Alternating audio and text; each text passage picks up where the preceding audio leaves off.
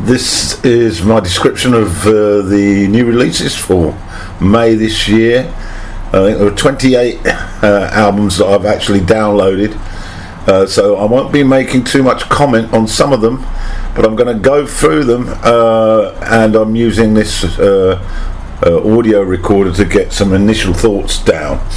So let's get started, so to speak. And the first one is an album by English Teacher called This Could Be Texas. Rock, alternative rock, post-punk, it's described that. And here are the track lists. This Could Be Texas is track 1. Albatross 2, The World's Biggest Paving Slab is track 3. Broken Biscuits is track 4. I'm Not Crying, You're Crying, track 5. Mastermind Specialism is 6. This Could Be Texas again on 7. Not Everybody Gets to Go to Space.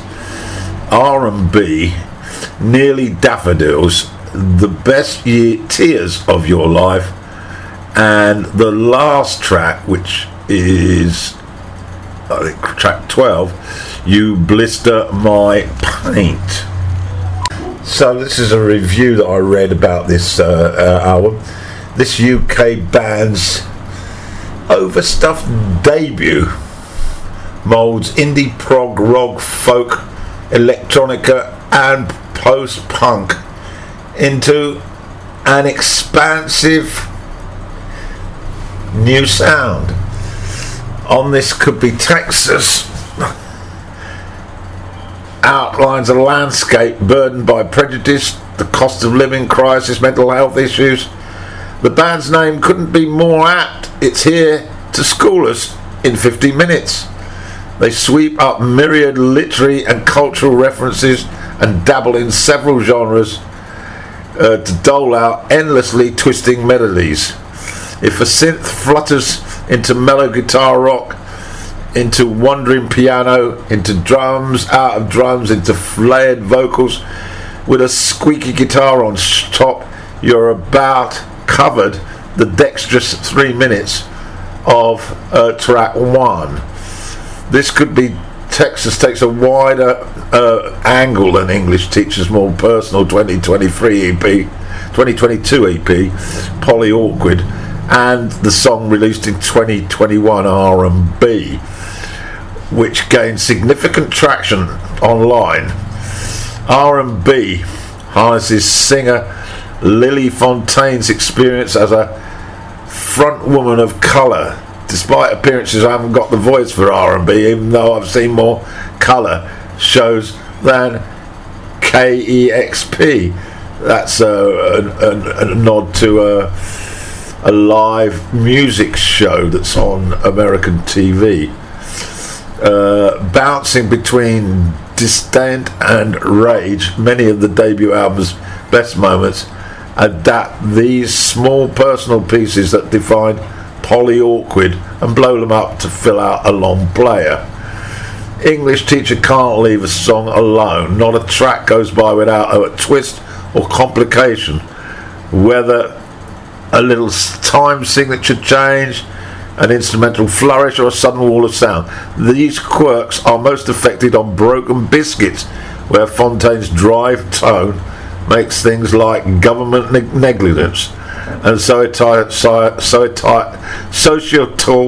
breakdown appear droll rather than devastating. But the energy starts to pick up and she becomes more insistent. The mood between meandering, John Bryan-esque runs with spots of bright plunking keys to sudden speed up reactions where the vocals struggle to keep up are propulsive. She spits out complaints, places blame and explodes with anger at uncaring rulers. Most promising and core to This Could Be Texas is the band's interest in melding indie prog, rock, folk, electronica and post-punk into a new package. It's something akin to Black Country New Road live at Bush Hall, an attempt of massive epic scale work, a post-rock entree with the wingspan of the genre's greats, and like Bush Hall, it is a first step to the band's imagination, hinting towards something more explosive to come. Take Not Everybody Gets to Go to Space, evoking some Elon Musk type figure offhand jokes like, if everybody got to go to space, all of its bars would have a line seem to fall flat. But as the song progresses, so those who did make it to space, the music shifts from spare drums and bass to a rollicking backbeat, pushing in another voice and building into an echoey bass line built chasm with overlaid vocals and a persistent melody, blanketed by Fontaine's shaky yelling. The re-recorded R&B is also significantly more intense as the backing instrumentation ramps up with a stronger bass line and chunkier feel. Fontaine is more forward too, separating just the slightest bit from the impulse to sing. She sounds more in control of the song. Like much of the album, it's full of I ams and I'm not, culminating in a question: if I have stuff to write, then why don't I just write it for me? The idea of ownership makes for some of this could be Texas' strongest moments. The keening of "You Blister My Paint" intensifies the song's post-breakup anguish, making the album most personal tone. Notably sung and not spoken, sometimes any, and at others almost jazzy like gentle piano and vocal distortions are a heart-wrenching package. The grandness is baked in rather than applied. Every choice rings out with intention, hinting at an even more compelling story waiting in the wings. So that is the crux of that review. What will follow is my comment based on listening to the tracks, and I will refer to the tracks either by name or by number. The opening cut, Albatross, is an example really of what I would call polished rock. There's a neat vocal supporting some jangly piano. I like the roll of drum which comes in for a 25-second burst, and it builds slowly. The guitar riff is subtle, no heavy bashing of this, but it hooks into your psyche, and overall it's a delightful opener. Not quite sure what it means, but this is a brief review. Next track, The World's Biggest Paving Slab, is a much more punchy rhythmic track, and for some reason the style of the music sounded almost a little bit like Susie and the Banshees without being so gothic, and perhaps a few notches down on the loudness monitor, but parts of it with her vocals way back in the mix created that sort of that gothic feel, and it's very approachable, it has to be said. There is a touch of vocal what do we call it, spoken word type style, but it's very interesting stuff, and I like it. Broken Biscuits is next. It's a very complicated type of rhythm throughout. I hear occasionally early Radiohead without too much electronica, I also heard some of the rather original style guitar playing that first cropped up on Verlaine's music, but after that I heard on Sonic Youth that sort of guitar style that sounds like it's sort of out of sync, but extremely well played. And then of course there's her vocal delivery on top of that. It's interesting stuff. The review I read earlier touched on Black Country New Road, and certainly at the back end of this track you can hear that sort of jazz influenced rock amalgam that very much reflects that Black Country New Road style of music. But that's the first time I've really heard it. It's for me, it's sort of this type of sound originated way back in the early 70s with Robert Fripp's King Crimson, where he sort of introduced sort of jazz tones to rock and basically established that sort of fusion rock style. Well, there's a little bit of that creeping in here, but as you probably remember from that review that I read, it really is a melting pot of styles on this particular album by this new band. And I also noted that the lead singer, Justine Fontaine, has recently released her solo album only months after this. So definitely a creative talent to be checked out from here on. The last track I want to mention in this very brief review is the one titled "I'm Not Crying, You're Crying."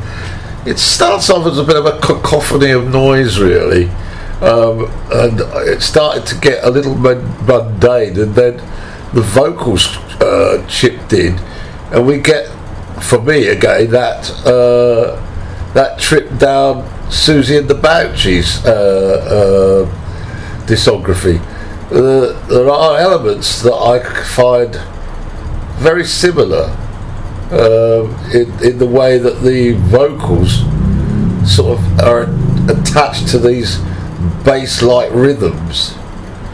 So that's my brief take on this very good album called This Could Be Texas by English Teacher. Next offering for May 2024 releases is the latest by St. Vincent, aka Annie Clark. It's called All Born Screaming. Before I get onto my notes that I've already done for a number of tracks, I will point you in the direction of a review by Spectrum Pulse, and in my complete review I will leave a link to it.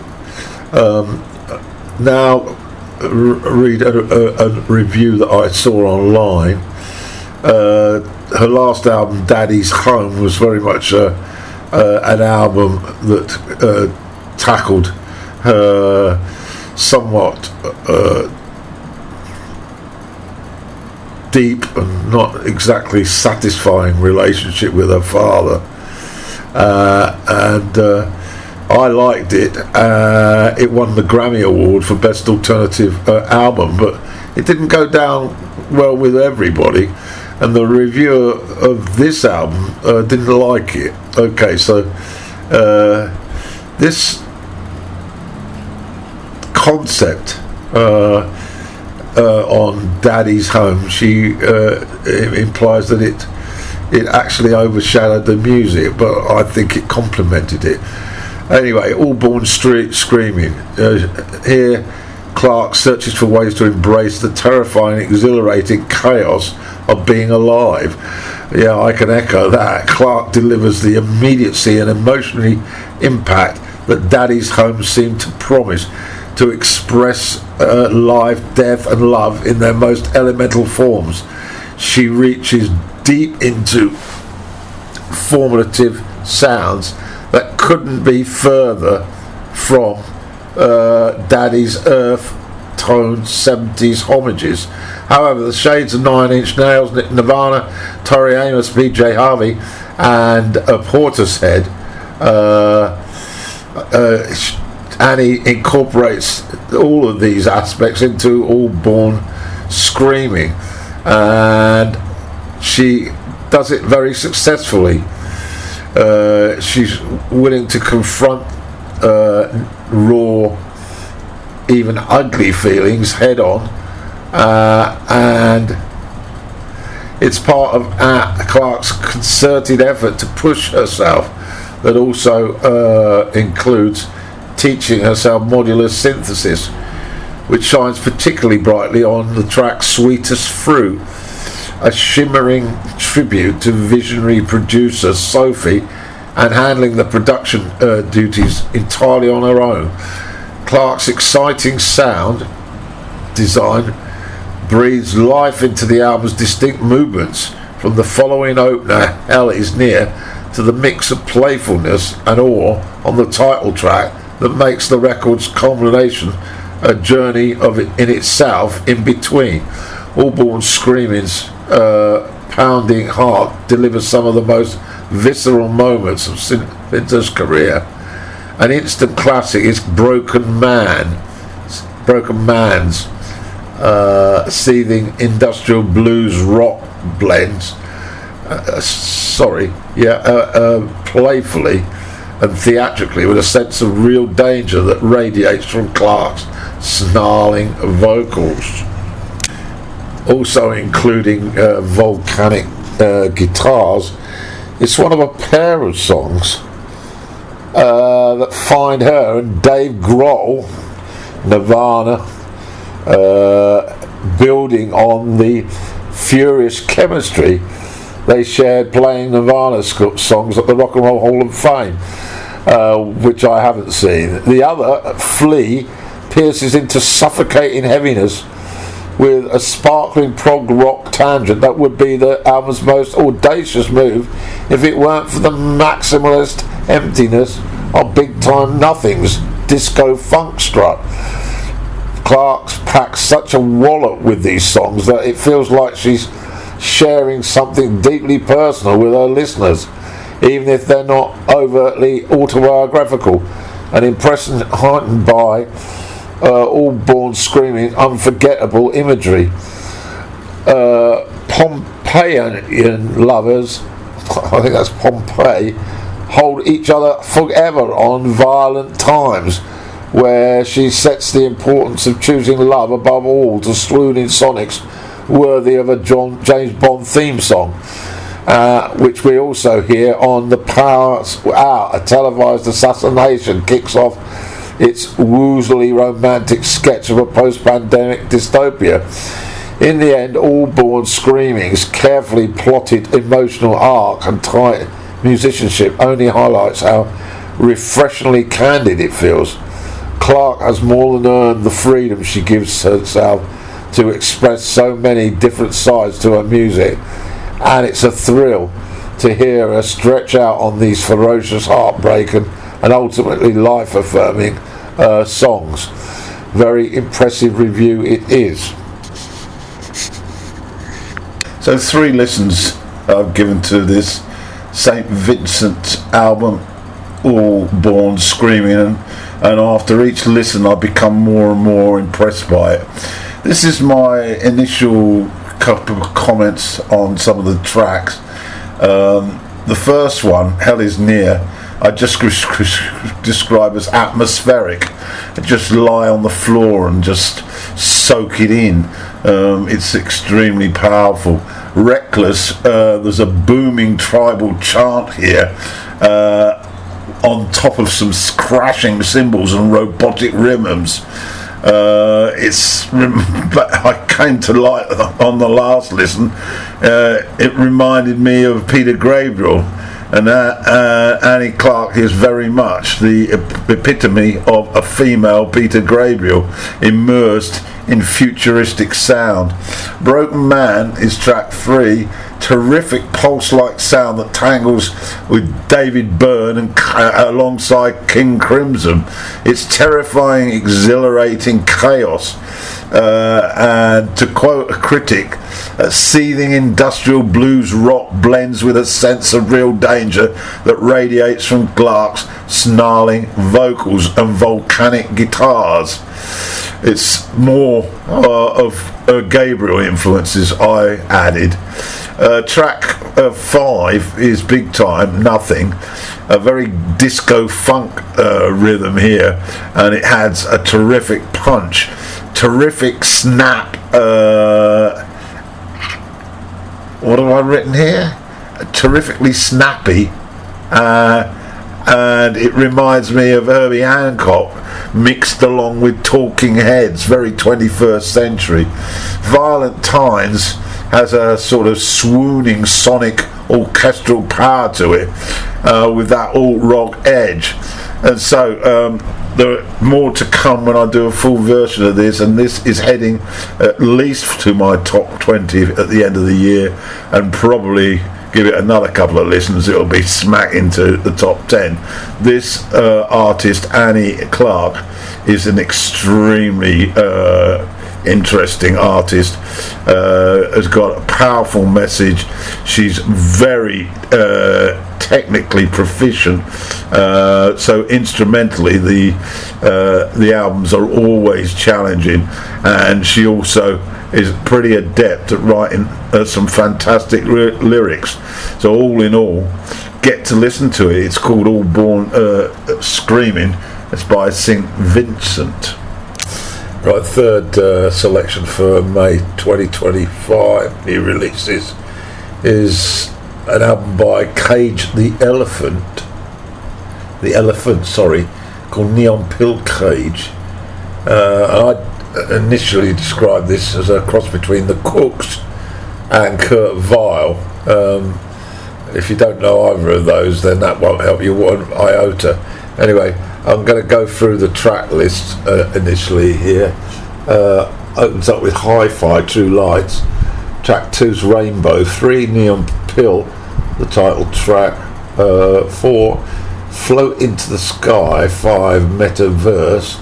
6, Out Loud. 7, Ball and Chain. 8 is Good Times. 9, Shy Eyes. 10, Silent Picture. 11, Same, and the final track, Over Your Shoulder. The lead singer in this band is Matt Schultz, and after the release of their Grammy-winning album in 2019 called Social Cues, he had a little bit of a problem with his mental health, psychosis, I've noted, and it followed a night when he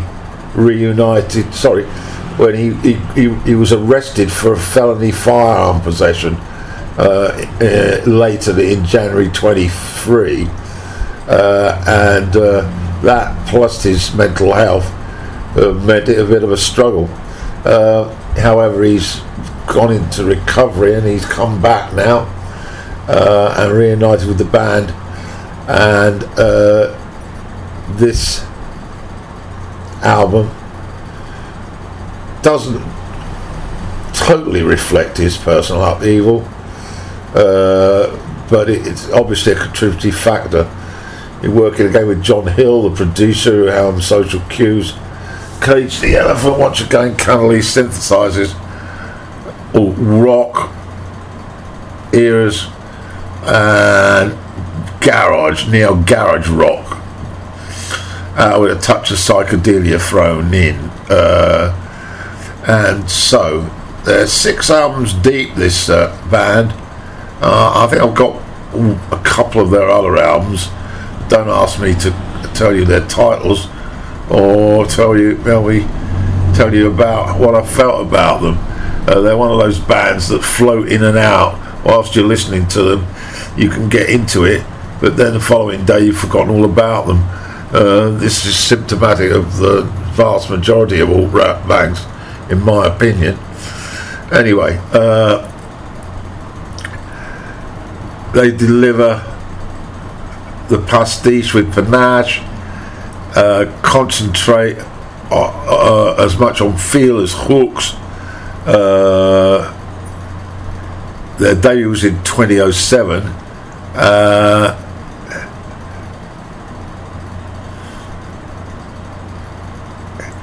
The vocalist molds his vocals to his fuzz tone guitar and analog synths, a skill that helps realise the sound of the song even if it doesn't necessarily encourage lyrical exploration. Easy to listen to, certainly. The album may have been written during a dark night of the soul, but it was recorded with precision and concentration. This review is hardly very creative, so I better get on to a little bit of the track list. So here's a few comments about Neon Pill by Cage the Elephant. I've listened to it about 3 times now. Not covered all the tracks. Rainbow, second track, has a very jaunty beat with touches of synth. Salvation seeking psychedelic solid pop, I've written. Soul pop. Can't really be I'm writing. Next up, the title track is very much noted by the restrained strings and the lush vocals. Track 4, Float Into the Sky, is a piano pop ballad, and it gives a leisurely listen to you, and I thoroughly enjoyed it. And the last track I want to mention was Good Times.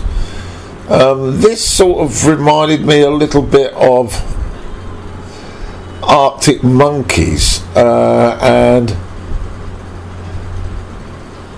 not the only track actually that brings that to the sort of table. Out Loud, which is a couple of tracks before, that piano ballad, it definitely does owe a nod to Arctic Monkeys, and the vocals sound very much similar to Alex Turner, who's the lead singer and guitar player in the Arctic Monkeys. Back to Good Time. As I say, the comparison with the Monkeys continues, and this is very much a slow rocker. So they're pretty good, this band, as are the Monkeys. So if you're a fan of the Arctic Monkeys, check them out. And I'm sure this album is going to grow with repeated listens. The fourth offering on this May new releases video is by Neil Young and Crazy Horse. It's called Fucking Up, and basically Neil got together with his pals in late 2023 at somebody's birthday party, and they decided to give the person and all his friends a treat by jamming out, and they chose to record the album Raggedy Glory, which came out in 1990 again. And I do remember that type of release, because it was around the time that Neil started to get hooked into how could he put it, sort of music that included all those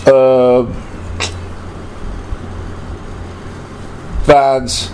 What was it called? Nirvana and the Tribe. The name escapes me. It wasn't punk, but it was sort of. Anyway, I can't remember the actual word. Let me try and find out. Yes, I found what I was looking for, grunge music, and it developed considerably on the west coast of America, but up in Washington State and Oregon, I believe, or am I stand corrected on that? Anyway, so Neil Young actually did an album with Pearl Jam at the time, which I bought, and Raggedy Glory happened at about that time, so it's got this grunge rock feel. And just to remind ourselves, the band includes Billy Talbot on bass and vocals, Ralph Molina's on drums and vocals, Neil Young, of course, on guitar, piano, and a harmonica and vocals, and Nils Lofgren as well on piano here with Mika Nelson. And I've listened to it a couple of times, and it's really great. I thought it was fantastic, really. Young is well into his 80s now, but you wouldn't think so. He really is rocking in the free world, but not so free these days. And there's, from my recollection, it's about 9 tracks on the album, and basically Neil decided to rename all the tracks on, not all of the tracks, but rename these nice tracks from the Raggedy Glory set. And when I got a copy of a review, it actually gave you the title, then did an AKA. For example, the opening cut, which is called City Life, was called Country House on Raggedy Glory, but it's exactly the same. Well, apart from the fact it's 30 years on, the lyrics are the same, and the style of music is the same, and it's, as I say, terrific start to these songs. And a few others I'd like to highlight is Over and Over, which is track 5, which is now called Broken Circle, and the closer, which is fantastic, was called Love and Only Love, which goes on for 15 minutes. It's a really gritty guitar fest, really heavy sort of rock, really, but not in the Neil style, with his style of guitar. And that's titled A Chance on Love now. It's absolutely terrific, this. Not that I'm going to listen to it 10 times a year, but for a live gig, I wish I'd been at that birthday party anyway. It must have been terrific. And it was in Toronto, apparently, November the 4th, 2023. So there we are. That's my brief look at Effing Up by Neil Young. And of course, one of the songs on Glory was called F Up, F-U rather. On this album is called Half Steel. Most of the tracks, all of the tracks, are written by Neil, of course, with some co-wrote, apart from Farmer John, which is written by Dewey Terry and Don Harris. Okay, so that's a little snippet there of Fucking Up by Neil Young and Crazy Horse, released in May of this year. Give it a listen. Okay, this is the track list appreciation by myself. As I said earlier, it's sounded a little bit like a cross between the Cooks, a British band from the beginning of the millennium, and Kurt Weill, an American singer-songwriter and guitarist. But anyway, this is my take on it. Just a few tracks. Rainbow, track 2, has a very jaunty beat with touches of the synth in it. Salvation-seeking psychedelic soul pop I've written. Neon Pill, the title track, has very restrained strings and very lush vocals. Track 4, Float into the Sky. Here, the piano pop melds with the ballady style, and it's allegedly a listen, to be honest. Track 6, Out Loud.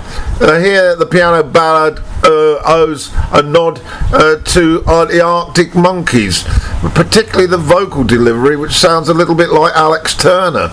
And track 8 also has echoes of the Monkeys in terms of comparison, and it continues with this slow, jaunty rocker. And then my final comment, Over Your Shoulder, the final track, is a deeply personal track, recalling Matt and Brad's father, who passed on recently, and we get a picture of how life passes by extremely fast, and Schultz sings over a somber acoustic guitar, which is a little processional but quite impactful. Right, so that's my take on Neon Pill by Cage the Elephant. Fourth offering is an album called Fucking Up, and it's by Neil Young and Crazy Horse. And this album basically is a redo of the 1990 album Raggedy Glory, and it's 33 years since that album was released but I must admit I was pretty impressed when I heard this. Of course, the band, we have Billy Talbot on bass and vocals, on drums and vocals is Ralph Molina, Neil, of course, on guitar, vocals and harmonica, and there's also some appearances on this by one Nils Lofgren and Mika Nelson on piano. The songs were recorded live in Toronto in 2023 at a friend's birthday party. It's a sort of party that I wish I'd been invited to, if this is what you get to listen to. It's typifies the grunge style of the time in the 90s. And the other interesting thing is that Young has renamed all the tracks, although the actual songs are very similar to those on Raggedy Glory. For example, the opener is entitled City Life, which originally was called Country Home, and it's a terrific opener which sets up the record. I'd also like to comment on a few other tracks that struck me. The final track, A Chance on Love, is a favourite from the Raggedy album, and it's a pretty good here. It's a lengthy 15 minutes, and of course it was called Love and Only Love then. Not much more to really say about it.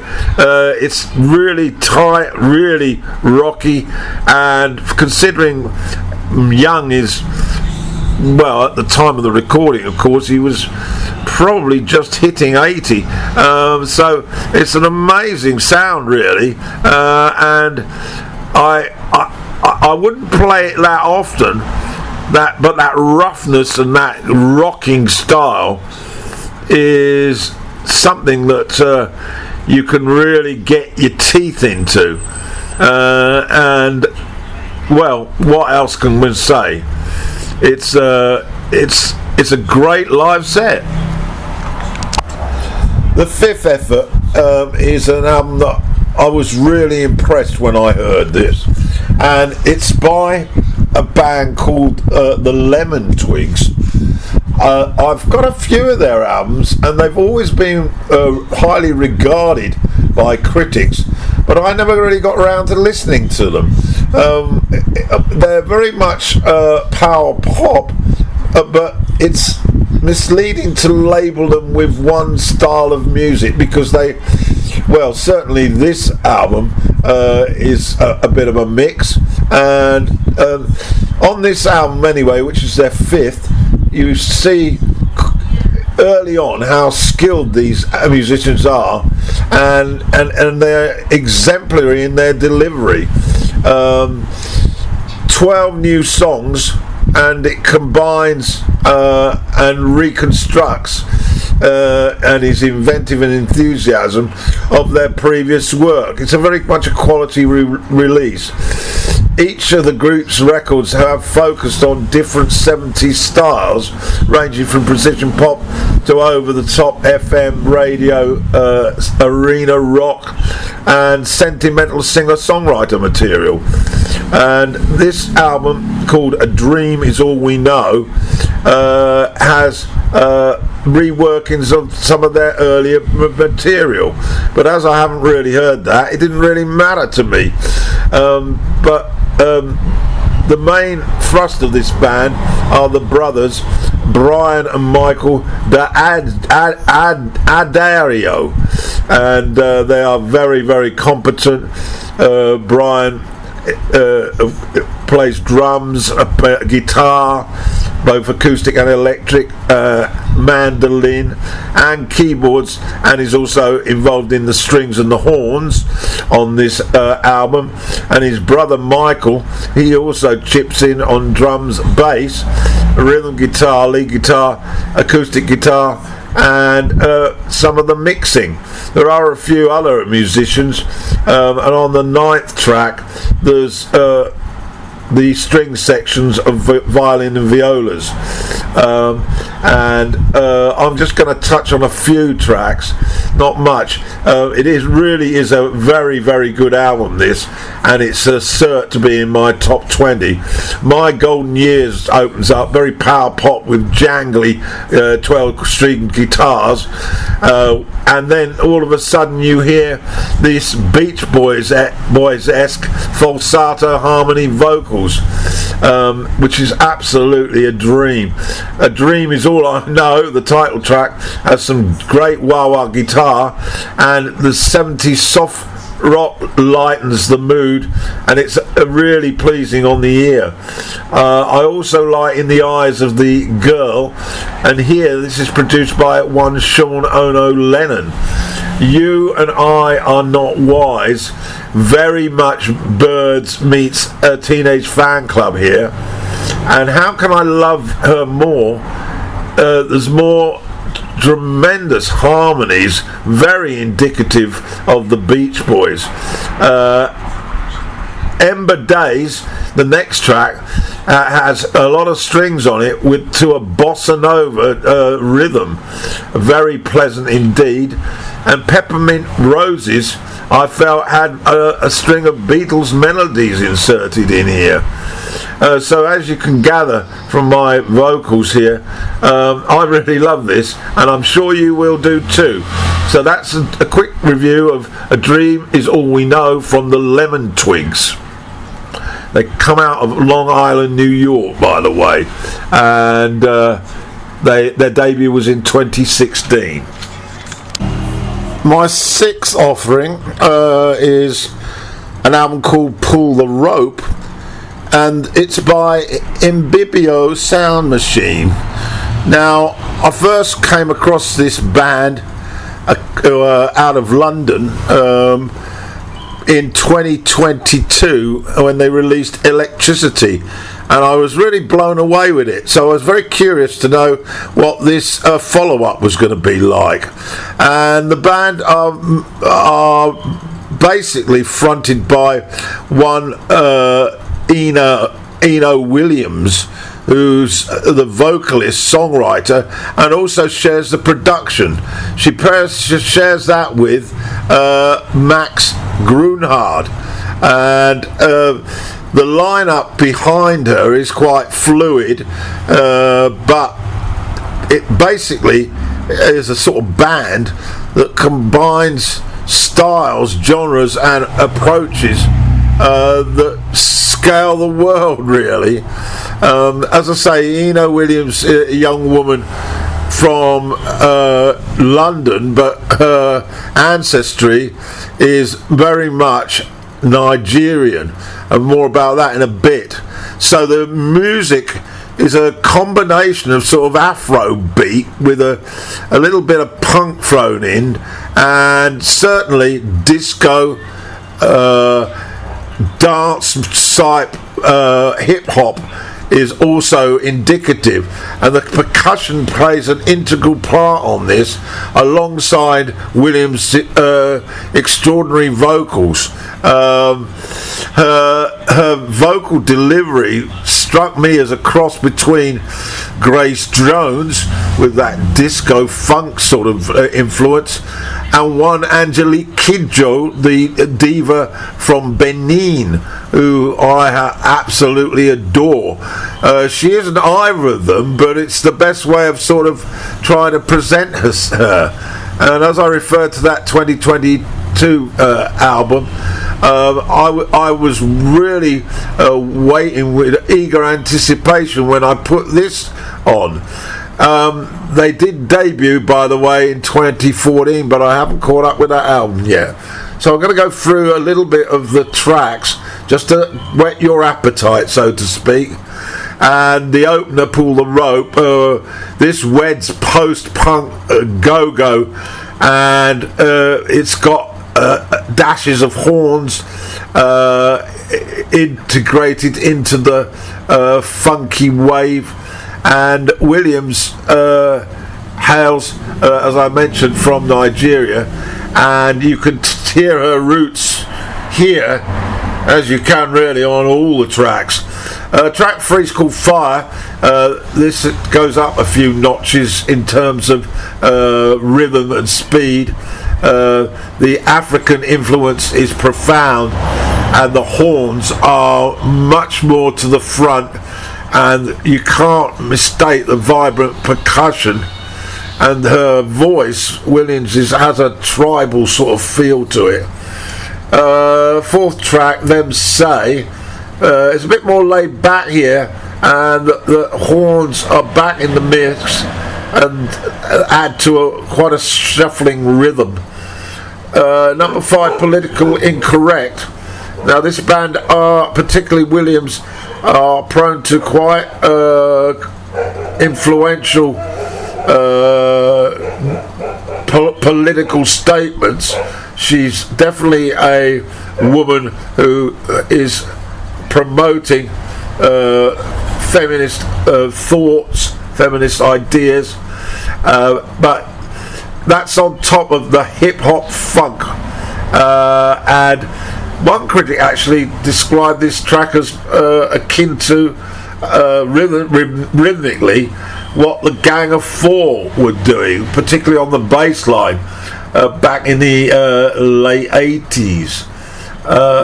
Mama Says, is another one that talks about politics, well, sings about it, about empowering women, and it's sang in both English and Nigerian, and the synths that dominate this track have a sort of Depeche Mode feel to them, and the percussion is almost flippant, and of course those solid vocals. Just zoom towards the penultimate track called Far Away, and if you want to get up and dance and get a taste of the Nigerian Afro disco groove, then this will suit you perfectly. So that's basically it for this first comment on the new releases from May this year.